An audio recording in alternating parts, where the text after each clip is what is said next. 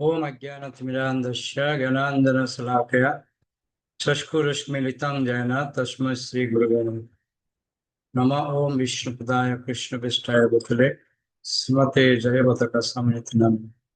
नमो आचार्यपदाय निताय कृपापदायिने गौरकथा दामोदाय नगरग्रामतारिणे।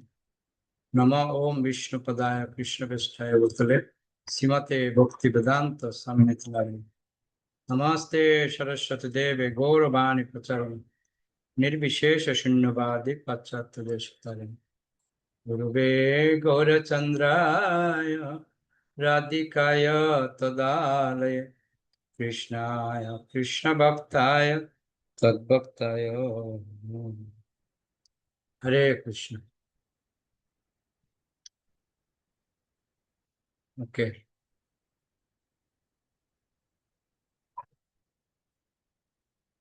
কে পড়তে চান?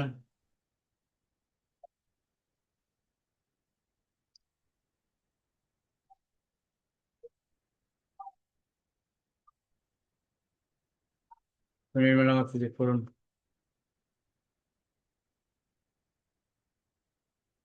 হরে কৃষ্ণ প্রভু প্রণাম। 8টার একটু পরে মোবি গ্রেপ মঞ্চে আসে। ভারী ইলেকট্রিক গিটার, ইলেকট্রিক বেস আর দুজন ড্রাম বাদক নিয়ে তারা তাদের প্রথম সঙ্গীত শুরু করে।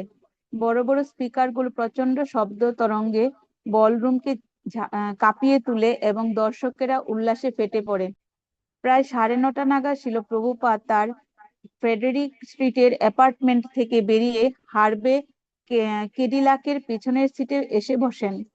তার পরনে গৈরিক বসন, গলায় একটি সান্ধ্যরাজের মালা, যার মিষ্ট গন্ধ গাড়িটিতে ভরে ছিল। এভেলনের পথে যেতে যেতে তিনি আরো মন্দির প্রতিষ্ঠা করার সম্বন্ধে আলোচনা করেন। 10টার সময় ছিল প্রভুপাদ এভেলনের সিঁড়ি দিয়ে উঠতে থাকেন এবং তার পেছনে কীর্তনানন্দ ও রণছোড় তাকে অনুসরণ করে। তিনি যখন বলরুমে প্রবেশ করেন তখন ভক্তরা শঙ্খ বাজায়, কেউ একটি ড্রাম গড়িয়ে দেয়, ভিড়ে দুপাশ সরে যায় এবং প্রবেশপথ তৈরি হয়ে যায়। শিল প্রভুপাদ এগিয়ে চলেন, তার মস্তক উন্নত এবং তাকে দেখে মনে হয় যেন তিনি সেই অদ্ভুত ভিড়ের মধ্যে দিয়ে স্টেজের দিকে ভেসে চলেছেন। হঠাৎ আলোক প্রদর্শনীর পরিবর্তন হলো। দেওয়ালে শ্রীকৃষ্ণ এবং তার লীলার ছবি ভেসে উঠল। অর্জুনের রথে শ্রীকৃষ্ণ এবং অর্জুন। শ্রীকৃষ্ণ ননি চুরি করে খাচ্ছেন, শ্রীকৃষ্ণ ঘূর্ণিবার্তা অসুরকে সংহার করছেন, শ্রীকৃষ্ণ বাঁশি বাজাচ্ছেন। শিল প্রভুপাদ যখন ভিড়ের মধ্যে দিয়ে হেঁটে যাচ্ছিলেন তখন সকলে উঠে দাঁড়িয়েছিলেন এবং উল্লাসে উদ্বেল হয়ে তাকে সম্বর্ধনা জানিয়েছিল। তিনি সিঁড়ি বেয়ে মঞ্চে উঠে এলেন এবং তার জন্য তৈরি আসনটিতে এসে বসলেন। দর্শকেরা শান্ত হলো। এলেন গিন্সবার্গের দিকে তাকিয়ে প্রভুপাদ বললেন, মন্ত্র সম্বন্ধে তুমি কিছু বলতে পারো? হরে কৃষ্ণ মহামন্ত্রের উপলব্ধি এবং অভিজ্ঞতা সম্বন্ধে এলেন বলতে শুরু করে। সে বলে, স্বামীজি কিভাবে সেকেন্ড এভিনিউর একটি দোকান ঘরে মন্দির প্রতিষ্ঠা করেন এবং টম্পকিন্স স্কোয়ার পার্কে কীর্তন করেন। তারপর তিনি সকলকে ফ্রেডেরিক স্ট্রিটের মন্দিরে আমন্ত্রণ জানান। সে বলে, আমি তাদের বিশেষ করে প্রভাতী কীর্তনে যোগ দিতে বলবো, যাদের এলএসডি নেশা কেটে চেতনা প্রকৃতস্থ হতে যাচ্ছে। হরে কৃষ্ণ মহামন্ত্রের সংক্ষিপ্ত ইতিহাস ব্যক্ত করে শিল প্রভুপাদ ভাষণ দেন। তারপর তিনি এলেন গ্রিন্সবার্গের দিকে তাকিয়ে বলেন, তুমি কীর্তন করতে পারো? এলেন হারমোনিয়াম বাজিয়ে তার ভারত থেকে নিয়ে আসা সুরে মাইক্রোফোনে কীর্তন করতে শুরু করে। ধীরে ধীরে দর্শকেরা সেই কীর্তনে যোগ দিতে শুরু করে। কীর্তন যতই চলতে থাকে দর্শকদের উৎসাহ ততই বাড়তে থাকে এবং বিভিন্ন সঙ্গীত গোষ্ঠীর শিল্পীরা স্টেজে এসে কীর্তনে যোগ দেয়। রণছোড় ছিল বেশ ভালো ড্রাম বাদক। সে গ্রেপের ড্রাম বাজাতে শুরু করে। কয়েকজন বেশ এবং অন্যান্য গিটার বাদক সেই কীর্তনে যোগ দেয় এবং ভক্ত ও বহু হিপি স্টেজে উঠে আসে। বিভিন্ন রঙের আলোক স্পন্দিত হতে থাকে আর রঙিন আলোকের গোলকগুলি মন্ত্রের ছন্দে চতুর্দিকে প্রক্ষিপ্ত হতে থাকে। দেওয়ালে হরে কৃষ্ণ মহামন্ত্র ভেসে ওঠে। হরে কৃষ্ণ কৃষ্ণ কৃষ্ণ হরে হরে, হরে রাম রাম রাম হরে হরে। সমস্ত প্রেক্ষাগৃহটি জুড়ে যখন কীর্তন ছড়িয়ে পড়ে তখন কতগুলো হিপি উঠে দাঁড়িয়ে হাত তুলে নাচতে শুরু করে। এলেন গিন্সবার্গ: সারা সন্ধে ধরে আমরা হরে কৃষ্ণ মহামন্ত্র কীর্তন করছিলাম। সেটি ছিল অপূর্ব সুন্দর একটি উন্মুক্ত অভিজ্ঞতা। সেটি ছিল হেইট এসবেরির পারমার্থিক উদ্দীপনার চরম প্রকল্প। সেটি ছিল সান ফ্রান্সিসকোর প্রথম সঙ্গীত অনুষ্ঠান, যেখানে সকলে অংশগ্রহণ করতে পেরেছিল, কেবল অন্যদের নাচ এবং গানের দর্শক হয়ে না থেকে সকলেই নেচেছিল এবং গেয়েছিল। জানকী: তারা যে কেন কীর্তন করছে তা তারা জানতো না, কিন্তু এতজন মানুষকে কীর্তন করতে দেখে, যদিও তাদের অধিকাংশই ছিল নেশাচ্ছন্ন, স্বামীজি অত্যন্ত খুশি হয়েছিলেন। কীর্তন করতে দেখলে তিনি খুব খুশি হতেন। হয়গ্রীব: সঙ্গীত গোষ্ঠীর সামনে দাঁড়িয়ে আমি প্রায় কিছুই শুনতে পাচ্ছিলাম না, কিন্তু আমি হরেকৃষ্ণ মহামন্ত্র উচ্চ থেকে উচ্চতর পর্দায় কিভাবে উন্নীত হচ্ছে তা বুঝতে পারছিলাম। আমার পেছনের দেওয়ালে ময়ূরপুচ্ছ সমন্বিত সোনার মুকুট পরিহিত বাঁশি হাতে শ্রীকৃষ্ণের এক বিরাট ছবি ভেসে উঠেছিল। তারপর শিল প্রভুপাদ উঠে দাঁড়িয়েছিলেন এবং দুহাত তুলে নাচতে শুরু করেছিলেন।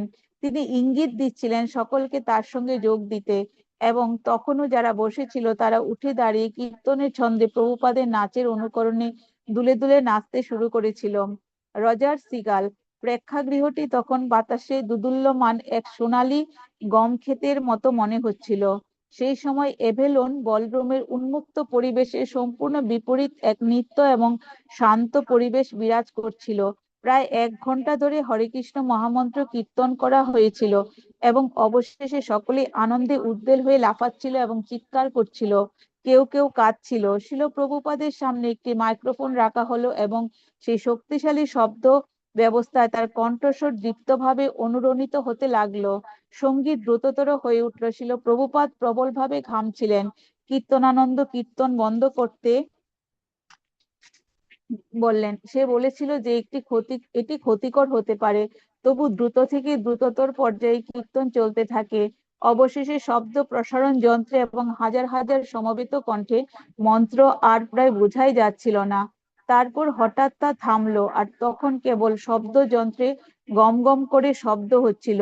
শিল প্রভুপাদের কণ্ঠস্বর তার গুরু মহারাজের উদ্দেশ্যে প্রণতি নিবেদন করছিল। ওম বিষ্ণুপাদ পরমহংস পরিব্রাজকার্য অষ্টোত্তর শত শ্রী শ্রীমৎ ভক্তি সিদ্ধান্ত সরস্বতী গোস্বামী মহারাজ কি জয়। সমবেত ভক্তবৃন্দের জয় হোক। প্রচন্ড ধোঁয়ার ভিড়ের মধ্যে থেকে শিল প্রভুপাদ মঞ্চ থেকে সামনে সিঁড়ির দিকে এগিয়ে গেলেন, আর তার পেছনে পেছনে কীর্তনানন্দ এবং রণছোড় তার অনুগমন করলেন। এলেন তখন পরবর্তী রক গোষ্ঠীর নাম ঘোষণা করলো। স্বামীজি যখন বলরাম এবং গুণমুগ্ধ দর্শকদের পেছনে রেখে এগিয়ে এলেন, তখন তিনি মন্তব্য করেছিলেন, এটি ব্রহ্মচারীদের উপযুক্ত স্থান নয়। প্রভুপাদের চিন্তাশীল অনুগামীরা অনুভব করেছিল যে গুরুদেবের কাছে দীক্ষাপ্রাপ্ত শিষ্যদের সারা জীবন সম্পূর্ণভাবে প্রতিজ্ঞাবদ্ধ হয়ে থাকতে হয়। দীক্ষাপ্রাপ্তি অধিকাংশ ছেলেমেয়ে হয়তো সেই সম্বন্ধে ততটা ঐকান্তিক নয়। তারা বলতো, স্বামীজি, এদের অনেকেই আসছে কেবল দীক্ষা গ্রহণ করার জন্য, তাদের আমরা আগে দেখিনি এবং পরেও তাদের দেখা যায় না। শিল প্রভুপাদ উত্তর দিয়েছিলেন যে সেই ঝুঁকি তাকে নিতেই হবে। একদিন মন্দিরে এক ভাষণের সময় তিনি বলেছিলেন যে যদিও দীক্ষার সময় শিষ্যের সমস্ত পাপ মোচন হয় এবং জড়জগতের বন্ধন থেকে মুক্ত না হওয়া পর্যন্ত গুরুদেব দায়ী থাকেন, তবু শ্রী চৈতন্য মহাপ্রভু সাবধান করে গিয়েছেন যে কোনো গুরু যেন অধিক শিষ্য গ্রহণ না করেন। একদিন রাত্রে মন্দিরে ভাষণান্তে শিল প্রভুপাদ যখন জিজ্ঞাসা করলেন কারোর কোনো প্রশ্ন আছে কিনা, তখন দীর্ঘদেহী দাড়িওয়ালা একটি ছেলে হাত তুলে শিল প্রভুপাদকে জিজ্ঞাসা করলো, আমি দীক্ষা পেতে পারি? সকলের সামনে তার এই ধৃষ্টতাপূর্ণ প্রশ্নে শিল প্রভুপাদের অনুগামীরা বেশ অসন্তুষ্ট হয়েছিল, কিন্তু প্রভুপাদ স্নিগ্ধভাবে উত্তর দিয়েছিলেন, হ্যাঁ, কিন্তু প্রথমে তোমাকে দুটি প্রশ্নের উত্তর দিতে হবে। শ্রীকৃষ্ণ কে? ছেলেটি একটুক্ষণ চিন্তা করে উত্তর দিল, শ্রীকৃষ্ণ হচ্ছেন ভগবান। হ্যাঁ, প্রভুপাদ উত্তর দিয়েছিলেন, আর তুমি কে? আবার ছেলেটি কিছুক্ষণ চিন্তা করে উত্তর দিল, আমি হচ্ছি ভগবানের সেবক। খুব ভালো। প্রভুপাদ বলেছিলেন, হ্যাঁ, তুমি কালই দীক্ষা গ্রহণ করতে পারো। প্রভুপাদ জানতেন যে তার পাশ্চাত্য শিষ্যদের পক্ষে কৃষ্ণ ভাবনার অমৃতে মগ্ন থেকে শুদ্ধ ভগবত ভক্তি লাভ করা কঠিন হবে। সারা জীবন তারা সবচাইতে কর্তব্য শিক্ষা লাভ করেছে এবং তাদের অগভীর খ্রিস্টীয় ধর্ম বিশ্বাস এবং দার্শনিক অনুসন্ধান সত্ত্বেও তারা প্রায় কেউই ভগবান সম্বন্ধে কিছু জানতো না। এমনকি অবৈধ শ্রীসঙ্গ করা এবং মাছ মাংস খাওয়া যে অন্যায় সেটাও তারা জানতো না। কিন্তু তিনি যখন তাদের বুঝিয়েছিলেন তখন তারা তা গ্রহণ করেছিল। তারা প্রাণ ভরে হরে কৃষ্ণ মহামন্ত্র কীর্তন করেছিল। সুতরাং তিনি তাদের প্রত্যাখ্যান করবেন কি করে? তারা মায়ার চিরন্তন আকর্ষণ সত্ত্বেও অবিচলিত ভাবে কৃষ্ণ ভাবনার অনুশীলন করবে কিনা তা সময় দেখা যাবে। তাদের কেউ কেউ অধপতিত হবে, সেটাই তো মানুষের স্বাভাবিক প্রবণতা, কিন্তু অনেকেই হবে না। অন্তত যারা নিষ্ঠা করে তাদের আদেশ অনুসারে হরে কৃষ্ণ মহামন্ত্র জপ করছে এবং পাপ কর্ম থেকে বিরত হচ্ছে তারা অবশ্যই সাফল্য লাভ করবে। তিনি একসময় একটি দৃষ্টান্ত দিয়েছিলেন যে কে না বলতে পারে যে আজকের টাটকা খাবারগুলি যদি যথাযথভাবে ব্যবহার না করা হয় তাহলে কয়েকদিনের মধ্যেই তা পচে যাবে, কিন্তু তা যদি এখন টাটকা থাকে তাহলে ভবিষ্যতে সেগুলো পচে যাবে বলে অবহেলা করাটা ঠিক নয়। হ্যাঁ, ভবিষ্যতে সকলেরই পতন হতে পারে, কিন্তু শ্রীল প্রভুপাদ তার সমস্ত শিষ্যকে এখনই ভগবানের সেবায় নিযুক্ত করার দায়িত্ব গ্রহণ করেছিলেন। তিনি তাদের সেই পন্থা প্রদর্শন করেছিলেন যা অনুশীলন করলে কখনোই আর তাদের পতন হবে না। ওকে ওকে বৈদিক ওকে মনের ওকে হরে কৃষ্ণ প্রভু।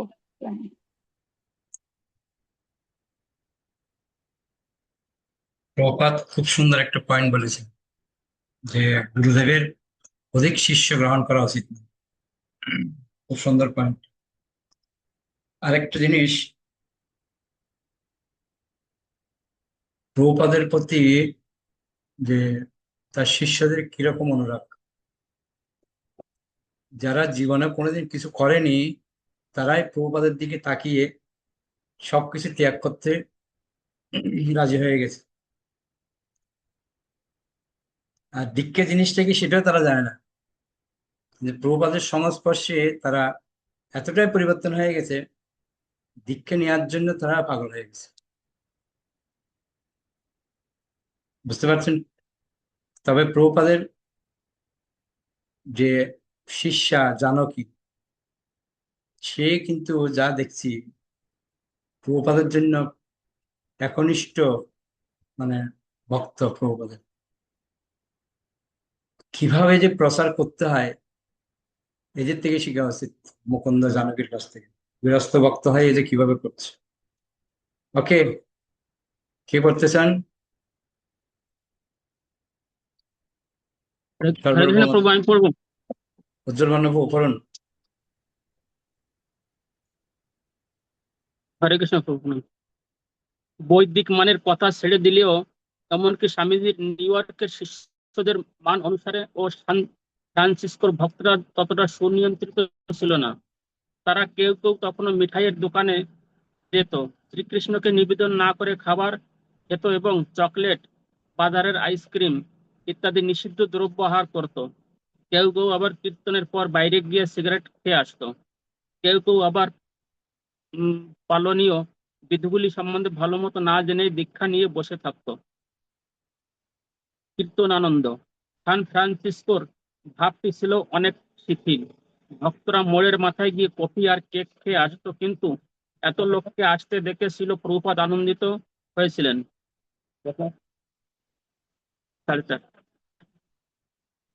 আর অ্যাভেলন বলরুমের অনুষ্ঠানটির সাফল্যে প্রভুপাদ তৃপ্ত হয়েছিলেন, কিন্তু তার দুটি দিক ছিল। যারা নিষ্ঠার সঙ্গে সমস্ত অনুষ্ঠানগুলি পালন করেছিল এবং পবিত্রতা সম্বন্ধে গভীরভাবে সচেতন ছিল, আর একদল হচ্ছে যারা খুব একটা নিষ্ঠাপরায়ণ ছিল না, কিন্তু তবুও যতখানি সম্ভব কৃষ্ণ ভবনামৃত প্রচার করার বিষয়ে আগ্রহী ছিল। স্বামীজি এতই মহান ছিলেন যে তিনি দুটি দলকেই স্বীকার করেছিলেন। প্রাতকালীন এবং সান্ধ্য কীর্তনের জন্য হেইট অ্যাশবেরিতে রাধা কৃষ্ণ মন্দির বেশ জনপ্রিয় হয়ে উঠল, আর ভক্তরা যখন প্রতিদিন বিনা পয়সায় প্রসাদ বিতরণ করতে শুরু করলো তখন সেই মন্দিরটি সেই সমাজের একটি অপরিহার্য কেন্দ্রে পরিণত হলো। প্রভুপাদ তার শিষ্যদের বলেছিলেন, কেবল প্রসাদ রান্না করে তা বিতরণ করতে দিনের বেলা সেটি ছিল তাদের একমাত্র কাজ। সকালবেলা তারা রান্না করতো এবং দুপুরবেলা যে আসতো তাকেই তারা পেট ভরে খেতে দিত। কখনো কখনো হেইট অ্যাশবেরির রাস্তা থেকে 150-200 হিপি আসতো। প্রাতকালীন কীর্তনের আগে মেয়েরা স্টোভে জব সেদ্ধ করতে বসাতো এবং প্রাতরাশের সময় সেই ঘরটি হিপিতে ভরে যেত, যাদের অধিকাংশই সারা রাত জেগেছিল। তাদের অনেকের কাছে সেই প্রাতরাশ ছিল কয়েকদিনের অনাহারের থাকার পর পাওয়া প্রথম খাবার। তবে মূল প্রসাদ ছিল দুপুরবেলায়। মালতী গিয়ে বাজার করত এবং চাল, গম, ময়দা, ছোলার ডাল, আলু, গাজর, বিট, শাক সবজি যা কিছু সস্তায় অথবা বিনামূল্যে পাওয়া যেত তা নিয়ে আসতো। তারপরে প্রতিদিন মশলা দিয়ে আলু সেদ্ধ, ঘি লাগানো চা পাটি, ছোলার ডাল এবং তরকারি, এইভাবে 200 জন লোকের জন্য রান্না তৈরি হতো। দুপুর বেলায় অকাতরে সেই প্রসাদ বিতরণ সম্ভব হয়েছিল, কারণ কয়েকজন ব্যবসায়ী হিপ্পিদের খাওয়ানোর এই কার্যে তাদের সহযোগিতা করবার জন্য এগিয়ে এসেছিলেন।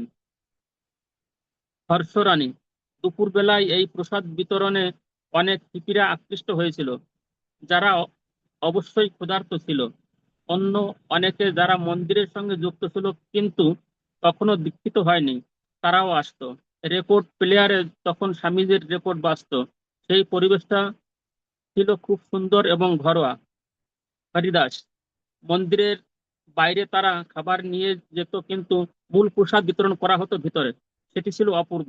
লোকেরা এসে সমবেত হতো এবং আমরা তাদের দেওয়ালের গায়ে সারিবদ্ধভাবে বসতে অনুরোধ করতাম। তাদের অনেকেই কেবল খেয়ে চলে যেত। হেইট অ্যাশবেরির অন্যান্য দোকানগুলিতে পুঁতির মালা থেকে শুরু করে রক সঙ্গীতের রেকর্ড পর্যন্ত সবকিছু বিক্রি হতো, কিন্তু আমাদের দোকানটি ছিল আলাদা, কারণ আমরা কিছু বিক্রি করছিলাম না, আমরা দান করছিলাম। আমরা সকলেই স্বাগত জানাতাম এবং সেই পরিবেশের কোলাহল এবং উন্মত্ততার থেকে আমরা এক নিবিড় শান্তির আশ্রয় দান করছিলাম। সেই দিক দিয়ে সেটি ছিল একটি হাসপাতাল এবং আমার মনে হয় অনেকেরই তাতে খুব ভালো হয়েছিল এবং অনেকে রক্ষা পেয়েছিল। কেবলমাত্র তাদের আত্মাই নয়, তাদের দেহ এবং মনও রক্ষা পেয়েছিল, কারণ সেই অঞ্চলে তখন যে এক উন্মত্ত পরিবেশের সৃষ্টি হয়েছিল তা অনেকের কাছে দুর্বিষহ হয়ে উঠেছিল। অত্যাধিক মাত্রায় কড়া কড়া সমস্ত মাদক দ্রব্যের নেশায় কাতর, সম্পূর্ণ আত্মবিস্মৃত, চরম অধঃপতিত, তারা স্খলিত পদক্ষেপে বিচরণ করতে করতে মন্দিরে প্রবেশ করছিল। তাদের কেউ কেউ সেখানে থেকে গিয়েছিল এবং ভক্তে পরিণত হয়েছিল, এবং কেউ প্রসাদ গ্রহণ করে সেখান থেকে চলে গিয়েছিল। প্রতিদিন নানা রকম আশ্চর্য সমস্ত ঘটনা ঘটতো। স্বামীজি তা দেখতেন এবং তাতে অংশগ্রহণ করতেন। এই প্রসাদ বিতরণ করার পরিকল্পনাটি তিনিই করেছিলেন। যারা অধিক আগ্রহী ছিল এবং যাদের মনে প্রশ্ন ছিল পারমার্থিক জীবন সম্বন্ধে জিজ্ঞাসু, তারা স্বামীজির ঘরে তার সঙ্গে দেখা করতে যেত। তাদের অনেকেই ভিয়েতনাম যুদ্ধের উৎকণ্ঠা, নেশা করার ফলে অনিষ্টকারী অভিজ্ঞতা, স্কুল কলেজের সমস্যা এবং পারিবারিক সমস্যা নিয়ে আসতো। সান ফ্রান্সিসকোতে যে বিপুল সংখ্যায় আমেরিকার উদ্ভ্রান্ত যুবকেরা এসে উপস্থিত হয়েছিল, তার ফলে সরকার বেশ উদ্বিগ্ন হয়ে পড়েছিল। তার ফলে একটি বিরাট সামাজিক সমস্যার সৃষ্টি হচ্ছিল। পুলিশ এবং সমাজ সেবকরা সেখানকার, বিশেষ করে হেইট অ্যাশবেরির অস্বাস্থ্যকর ও অসচ্ছল অবস্থার জন্য উদ্বিগ্ন হয়ে পড়েছিল। কিন্তু মধ্যবিত্ত মানুষ ভয় পাচ্ছিল যে হিপিরাই হয়তো সেই শহরটি অধিকার করে বসবে। স্থানীয় কর্মকর্তারা ভক্তিবেদান্ত স্বামীর মন্দিরের উম, অবদান শ্রদ্ধাভরে স্বীকার করেছিল এবং হেইট অ্যাশবেরি অঞ্চলের পৌর নেতারা যখন এই সংকট প্রতিহত করার জন্য একটি সমিতি গঠন করার কথা বিবেচনা করলো, তখন তারা স্বামীজি ভক্তি বেদান্তকে তাতে অংশগ্রহণ করতে অনুরোধ করেছিল। মাইকেল বাউয়েন, স্বামীজির মানুষের নেশা ছাড়বার একটি আশ্চর্য ক্ষমতা ছিল। নেশা ছাড়াবার একটি আশ্চর্য ক্ষমতা ছিল, বিশেষ করে স্পিড, হেরোইন, এলএসডি ইত্যাদি সর্বনাশা নেশা থেকে। হরিদাস, খুব সকালবেলা ভ্যান নিয়ে পুলিশেরা সেই পার্কে আসতো এবং বাড়ি থেকে পালিয়ে যাওয়া অল্প বয়সী সমস্ত ছেলে মেয়েদের ভ্যানে তুলে নিত। তাদের ধরে নিয়ে গিয়ে পুলিশ তাদের বাড়িতে পাঠাবার চেষ্টা করত। হিপিদের অনেক সাহায্যের প্রয়োজন ছিল এবং তারা সেটি জানতো। আর রাধাকৃষ্ণ মন্দির ছিল নিঃসন্দেহে এক অপ্রাকৃত স্বর্গ। ছেলেমেয়েরা সেটি বুঝতে পেরেছিল। তাদের এমন কোনো জায়গা ছিল না যেখানে তারা একটু বিশ্রাম করতে পারে, যেখানে কেউ তাদের ব্যথা দেবে না। তারা কেবল রাস্তায় দৌড়াদৌড়ি করত আর রাস্তায় বসবাস করত। অনেকেই মন্দিরে এসে আশ্রয় গ্রহণ করেছিল। আমার মনে হয় তাতে অনেকগুলি জীবন রক্ষা পেয়েছিল। সেখানে যদি হরে কৃষ্ণ মন্দির না থাকতো তাহলে হয়তো অনেকেই মারা যেত। সেটি ছিল অনেকটা একটি যুদ্ধক্ষেত্রের মধ্যে একটি মন্দিরের মতো। সেটি ছিল সবচাইতে কঠিন জায়গা, তবে সেখানে তারই প্রয়োজন ছিল সবচাইতে বেশি। এইরকম কোনো কিছুর সম্বন্ধে পূর্বে স্বামীজির কোনো অভিজ্ঞতা ছিল না, কিন্তু হরে কৃষ্ণ মহামন্ত্র রূপী ঔষধের প্রভাবে এক অলৌকিক ফল পাওয়া গিয়েছিল। সেই মন্ত্র ছিল অপূর্ব এবং তার ফলে কাজ হয়েছিল। ওকে ওকে ওকে ব্যাবিলনে ওকে হরে কৃষ্ণ। বুঝতে পারলেন প্রভুপাদের কিরকম প্রভাব? সর্বর্ব মাতাজি পড়ুন।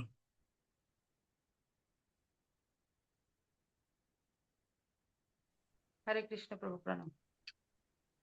এবেলুনে অনুষ্ঠানের সময় এলেন গিন্সবার্গ 5,000 হিপিকে উপদেশ দিয়েছিলেন যে নেশা থেকে বাস্তব জগতে নেমে আসার সময় যারা তাদের চেতনার ভারসাম্য বজায় রেখে বাস্তব জগতে প্রবেশ করতে চায় তাদের জন্য প্রতিদিন সকালে রাধাকৃষ্ণের মন্দিরে এক বিশেষ অনুষ্ঠানের আয়োজন করা হয়েছে।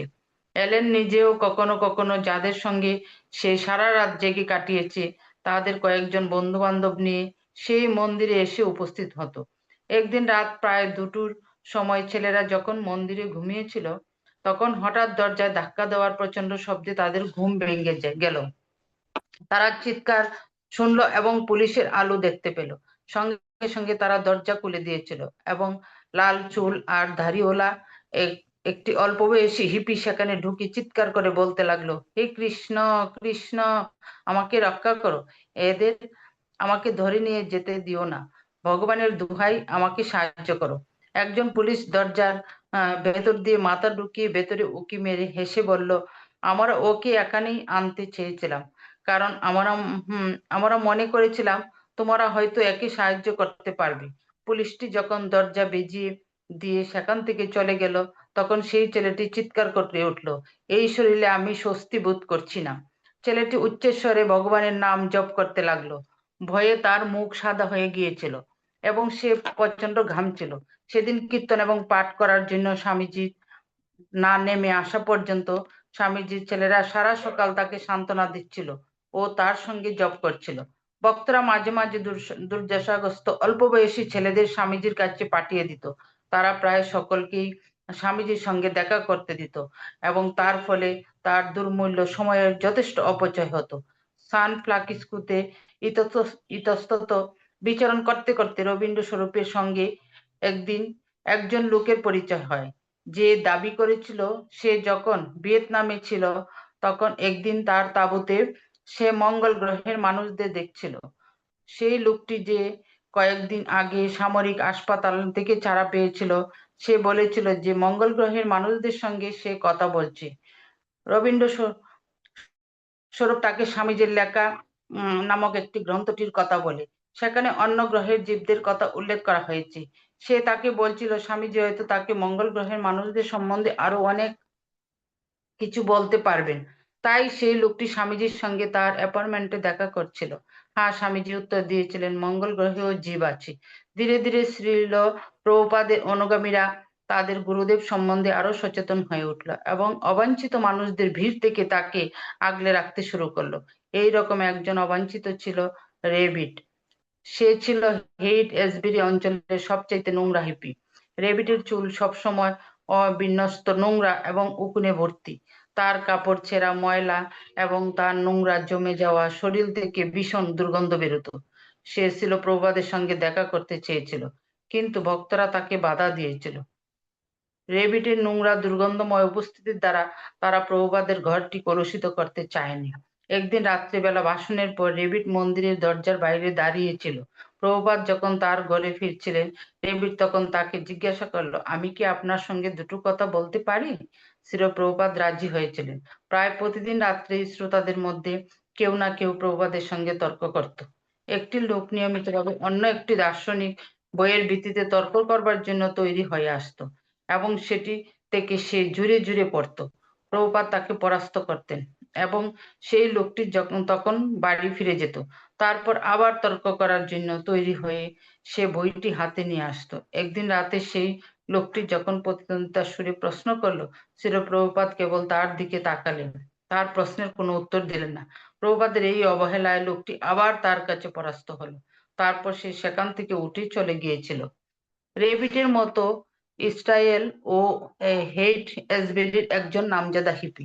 তার মাথায় লম্বা চুল ঘোড়ার লেজের মতো বাঁধা থাকতো এবং সে মাঝে মাঝে কীর্তনের সময় বাজাতো। একদিন ছিল প্রভুপাদের সান্ধ্য ভাষণের পর প্রতিদ্বন্দ্বিতার সুরে ইসরায়েল জিজ্ঞাসা করলো, এই কীর্তন মধুর হতে পারে, তাতে পৃথিবীর কি লাভ হচ্ছে, মানব সমাজের কি লাভ হচ্ছে? ছিল প্রভুপাদ উত্তর দিয়েছিলেন, তুমি কি এই পৃথিবীর নও? এতে যদি তোমার ভালো লাগে তাহলে অন্যের তাতে ভালো লাগবে না কেন? সুতরাং তুমি উচ্চস্বরে কীর্তন করো। ঘরের পেছনের দিকে দাঁড়িয়ে থাকা গুফওয়ালা একটি লোক একদিন জিজ্ঞাসা করলো, আপনি কি অ্যালেন গিসবার্গের গুরু? অনেক ভক্তই জানতো যে এই প্রশ্নটি বেশ গুরুত্বপূর্ণ এবং তার উত্তরে হ্যাঁ অথবা না কোনোটাই বলা দুষ্কর।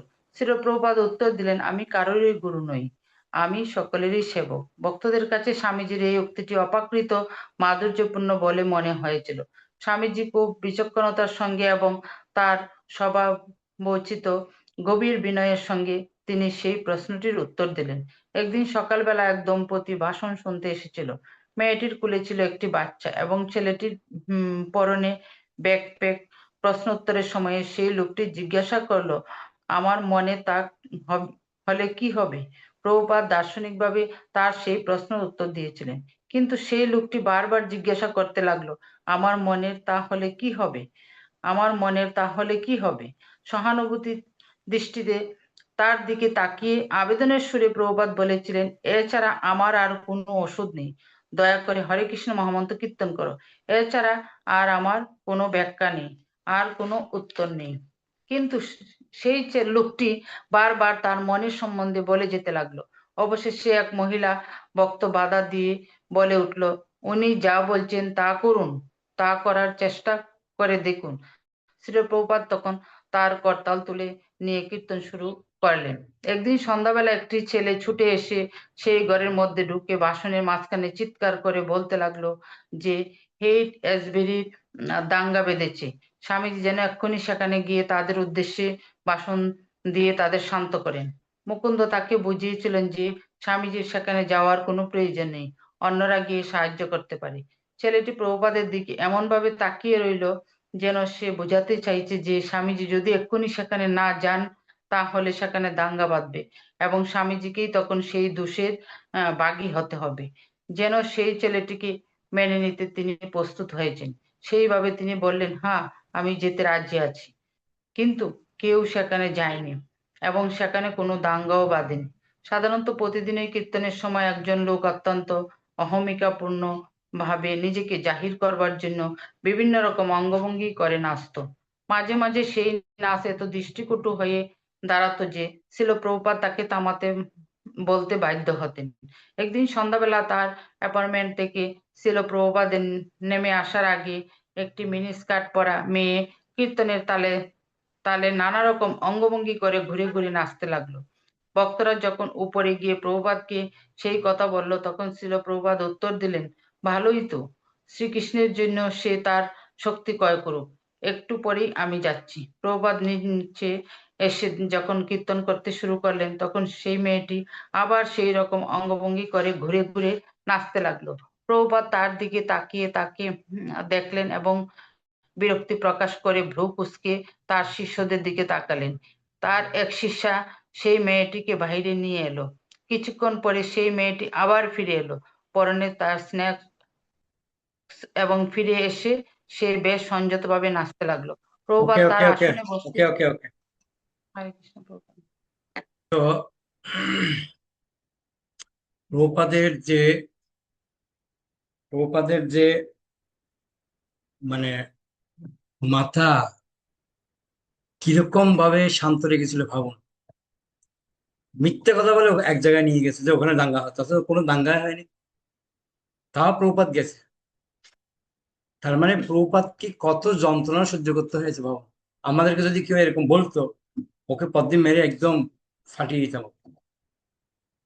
আর প্রভুপাদ যখন এভাবে বলছে, সে চলে গেছে পিছনে, দেখে ওখানে কোনো দাঙ্গা নেই, কোনো ঝগড়া নেই, কিছু মিথ্যে মিথ্যে প্রভুপাদকে নিয়ে। হিপিগুলি কিরকম ছিল, মানে এদের কথাগুলি শুনলে তো মানে বলছে কারো গায়ে থেকে এত দুর্গন্ধ বেরোচ্ছে, মানে ওরা থাকতেই পারছে না, আর প্রভুপাদ তাদের সঙ্গ দিচ্ছে।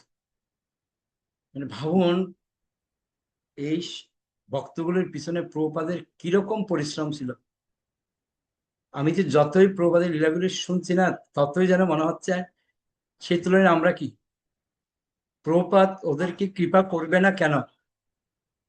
কেন কৃপা করবে না? আমরা রোববারে পড়ছিলাম না, ভক্তই একমাত্র ভক্তি প্রদান করতে পারে, তার একটা প্রমাণ হচ্ছে এটাই। এই নেশাধারী তারা চুল লম্বা, মানে কিরকম কিরকম মেনশন করে কথাগুলি বলছে ওদের, কিন্তু প্রভুপাদ তাদেরকে কিভাবে কৃপা করেছে দেখুন। তাদের কৃপার প্রভাবে, প্রভুপাদের কৃপার প্রভাবে তারা পুরো পরিবর্তন হয়ে গেছে। এখন এই দীক্ষাও নিয়ে নিয়েছে এরা প্রভুপাদের কাছ থেকে। ভাবুন কিরকম মন মানসিকতা হলে এরকম পরিস্থিতি হয়। যাক, অনেক ধন্যবাদ সবাইকে, খুব সুন্দর। আজকে আমাদের সাথে একজন নতুন যুক্ত হয়েছেন, পরিতোষ প্রভু, মেদিনীপুর থেকে, নাকি পরিতোষ প্রভু? অনেক ধন্যবাদ আপনাকে আমাদের সাথে যুক্ত হওয়ার জন্য। ধন্যবাদ প্রণাম প্রভু। প্রণাম। কৃষ্ণ। তো এভাবেই আমরা পড়ে যাই, দেখা যাবে পরে কি হয়। বৈশ্ব প্রণাম। বাঞ্ছা কল্পতরুভ্যশ্চ কৃপা সিন্ধুভ্যেব চ পতিতানাং পাবনেভ্যো বৈষ্ণবো নমঃ। আনন্দ করে বৈশ্ববৃন্দা কি যায়, নিতায় গৌর প্রেমানন্দে হরি হরি। আমার একটা মনোবিলাস, এই পুরুষোত্তম মাসে যেন এই প্রভুপাদ লীলা মেজোটা শেষ করতে পারে। যাই না কতটুক যেতে পারে, আমার খুব ইচ্ছা প্রভুপাদ লীলা মেজো যেন শেষ করি, তারপর শিষ্যের জন্য মহাপ্রভু শিক্ষা দেবো। ওকে, হরে কৃষ্ণ।